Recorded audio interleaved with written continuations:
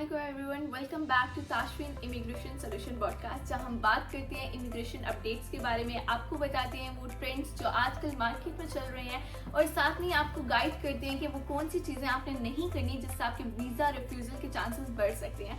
लेकिन आज के एपिसोड में हम बात करने वाले हैं एक स्पेशल चीज़ के बारे में जो है फ्लैट 50% डिस्काउंट जो ताशफीन इमिग्रेशन सोल्यूशन लेके आया है स्पेशली न्यू ईयर ओकेजन पे आपके लिए। इस पॉडकास्ट में हम डिस्कस करेंगे कि परफेक्ट टाइम क्या है अप्लाई करने के लिए अगर आप अपनी 2026 का आगाज यूरोप के किसी अच्छे से लोकेशन पे करना चाहते हैं। इस वक्त हमारे साथ मौजूद है सर ताशफीन, जिनसे हम बात करेंगे ये डील कब से कब तक अवेलेबल है और हम कैसे इस डील से भरपूर फायदा उठा सकते हैं अपने ट्रैवल गोल्स पूरा करने के लिए। अस्सलाम वालेकुम sir, how are you? Thank you जी, अल्हम्दुलिल्लाह फाइन। आप कैसे हैं जी? अल्हम्दुलिल्लाह बिल्कुल ठीक। सबसे पहले तो ऑडियंस को ये बता दें कि जो आपने सेल लगाई है वो कब से कब तक अवेलेबल है। थैंक यू जी। ये न्यू ईयर की सेल है स्पेशली मेरे उन तमाम फॉलोअर्स के लिए जिनका प्लान या गोल न्यू ईयर के ऊपर ट्रैवल करने के लिए है। तो ये नवंबर और दिसंबर में 2 मंथ आपकी ऑफर अवेलेबल है, लेकिन जो as soon as possible apply करेगा उसी को इस ऑफर से बेनिफिट भी होगा। ओके सर, मतलब अभी हमारी ऑडियंस के पास पूरे 2 महीने का टाइम है, क्योंकि अगर अभी नवंबर का दिसंबर का पूरा महीना है वो अप्लाई करके इससे बेनिफिट ले सकते हैं और न्यू ईयर जो है वो अपना शेंजन में, यूरोप में, यूएसए में या कनाडा में जाकर सेलिब्रेट। बिल्कुल ऐसी है ऑफर 2 माह के लिए, लेकिन आप जो नवंबर के मंथ में या इसी अक्टूबर के मंथ में जो अप्लाई करेगा या नवंबर में जो अप्लाई करेगा उसको ही बेनिफिट होगा, क्योंकि टाइम प्रोसीजर होता है ना हर कंट्री का, तो टाइमली जिनका वीज़ा आएगा वो ही ट्रैवल कर सकेंगे। ओके अच्छा, बहुत से लोग ये सोचकर जो वीज़ा अप्लाई करना चाहते हैं लेकिन ये सोच के अप्लाई नहीं करते, वो समझते हैं कि इस वक्त मार्केट स्लो है या वीज़ा अप्रूवल के चांसेस कम है। आप उनके बारे में क्या बोलेंगे? अभी क्या मार्केट ट्रेंड्स चल रहे हैं इमिग्रेशन के, आप उनको क्या गाइड? देखिए एवरी ईयर जो होते हैं ना ये टूरिज्म कंट्रीज होते हैं, मतलब आप शेंजन में अप्लाई करें डेफिनेटली मोस्टली कंट्री टूरिज्म के ऊपर ही वो अपने तमाम जीडीपी उनकी होती है। अगर आप कनाडा को देख लें, आप यूएसए को देख लें, आप शेंजन किसी भी कंट्री को देख लें, तो सबसे ज़्यादा ये अगर वीज़ा इशू करते हैं तो ये न्यू ईयर का टाइम करते हैं। एक तो वोकेशन का टाइम भी लंबा होता है, उनको तकरीबन 20-25 डेज़ की ऑफ भी होती है, चाहे वो किसी गवर्नमेंट के डिपार्टमेंट में जॉब करते हैं चाहे कोई प्राइवेट किसी कंपनी में जॉब करते हैं।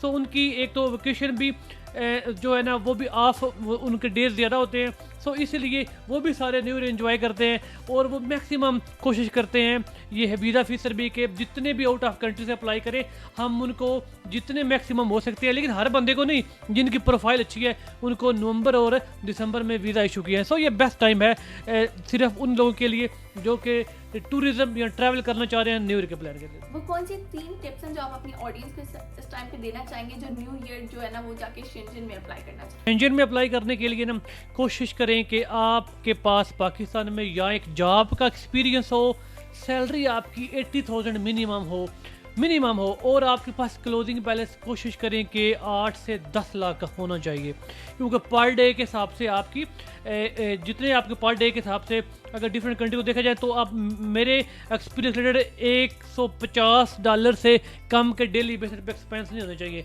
लेकिन ऑन एवरेज 8 से 10 लाख की बैंक स्टेटमेंट आपके पास हो, आपका एक टूर पर्पस डिफाइन हो, आपने जहाँ पे ट्रैवल करना है आपको लोकेशन, आपकी होटल बुकिंग, आपकी वहाँ पे टूरिज़्म के वहाँ पे टाइम सारा उसमें डिक्लेयर हो और आपकी टाइज पाकिस्तान में वो भी वीज़ा में एप्लीकेशन फॉर्म में सबमिट हो कि आपकी टाइज पाकिस्तान में कैसी है, आप टूरिज़्म करके कब वापस पाकिस्तान आएंगे या वहीं पे स्टे करेंगे। सो ये 2 चीज़ें हैं जिनके ऊपर आपने वर्किंग करनी है और तीसरी है आपके प्रूफ या सोर्स ऑफ फंड के ऊपर। ओके, ये तो शेंजन की बात होगी। अगर कोई कनाडा जाना चाहता है न्यू ईयर पे तो एक सिंगल एप्लीकेंट के लिए बैंक स्टेटमेंट कितनी होनी चाहिए? थैंक यू जी। बहुत सारे लोगों की इसके ऊपर ना अपनी राय है। सो हमारा एक्सपीरियंस जो है, हम जितने क्लाइंट्स को अप्रूवल लेके दे चुके हैं $10,000 से कम की बैंक स्टेटमेंट किसी की भी नहीं होती।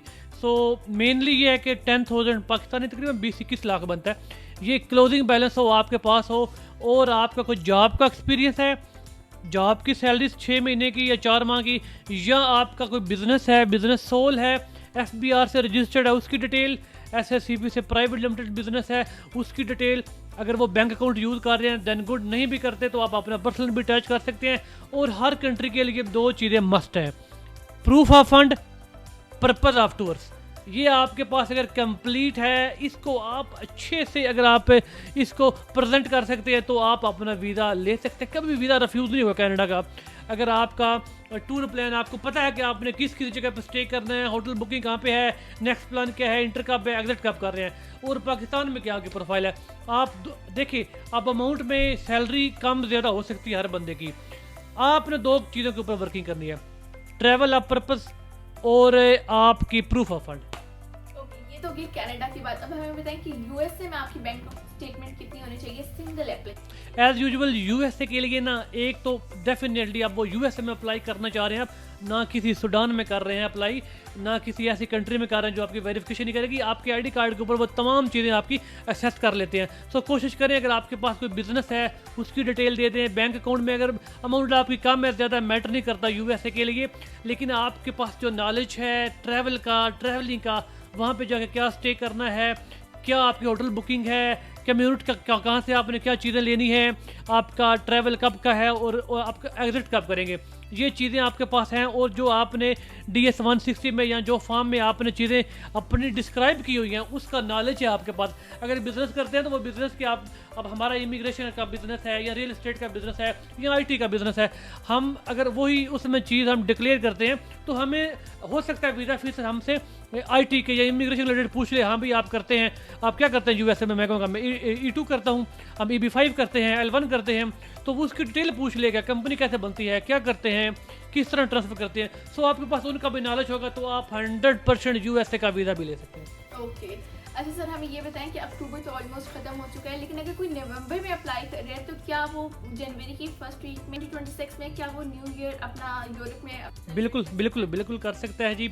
विद इन 7 डेज़ भी वीज़ा लिए हैं शेंजन, हमने 15 डेज़ में भी लिए हैं और 30 डेज़ में वीज़ा लिए हैं। सो अभी आप अगर अप्लाई करेंगे, अपॉइंटमेंट आपकी डेट सारी मेरी लॉ फर्म आपके लिए अरेंज करेगी, तो आप अपना डॉक्यूमेंटेशन सबमिशन करवाएंगे, तो 7 डेज़ से लेके आपके 30 डेज़ तक आपका रिप्लाई आ जाएगा, आपका वीज़ा भी हो सकता है। तो बाकी सेम इसी कंट्रीज की तरह आप बाकियों में भी कर सकते हैं। मतलब आपका ये कहने का मतलब है कि मिड ऑफ नवंबर तक जो भी अप्लाई करेगा वो यूरोप में जो है ना अपना न्यू ईयर सेलिब्रेट कर सकता है। यस, जिसकी 15 नवंबर से पहले हमारे पास एप्लीकेशन आ जाएगी उसको हमारा फर्स्ट प्रायोरिटी होगी कि उसको हम ट्रैवल करवाएं। उसके लिए हमें अगर उसके डॉक्यूमेंट अच्छे हैं, अब एक बंदा आ गया उसके पास कुछ चीज़ है ही नहीं, एप्लीकेशन सबमिट किया तो उसको कहाँ से वीज़ा मिलेगा। अच्छी बैंक स्टेटमेंट, प्रूफ फंड अच्छा है, उसको लगता है कि यहाँ हमें उसकी प्रोफाइल देख के लगता है कि उसका वीज़ा चांसेस है, तो वो 15 नवंबर तक फाइल सबमिट करवाए, दिसंबर में उसका वीज़ा भी आ जाएगा। ओके, व्हाट अबाउट जो लोग दिसंबर में आके अप्लाई करें तो उनका वीज़ा कब तक मिलेगा? डेफिनेटली दिसंबर में। अब देखें दिसंबर में नेक्स्ट हर कंट्री का ना अपना एक टाइम पीरियड होता है। सो मोस्टली कंट्री जो है ना वो 20 दिसंबर से लेके 10 जनवरी तक जो है ना वो तकरीबन अपने सारी एम्बेसी क्लोज करते हैं न्यू ईयर के लिए। सो इससे पहले जिनकी प्रोफाइल सबमिट हो जाती है, अगर वो पेंडिंग में भी हो तो जनवरी के एंड तक या फरवरी के स्टार्ट में उनको वीज़ा मिल जाएगा। ओके सर, हमें एक लास्ट बात बता दें कि जो स्पेशल न्यू ईयर डिस्काउंट है, क्या ये सब विजिट वीज़ा पे अवेलेबल है या सारी इमिग्रेशन प्रोग्राम्स पे भी है? Thank you ji.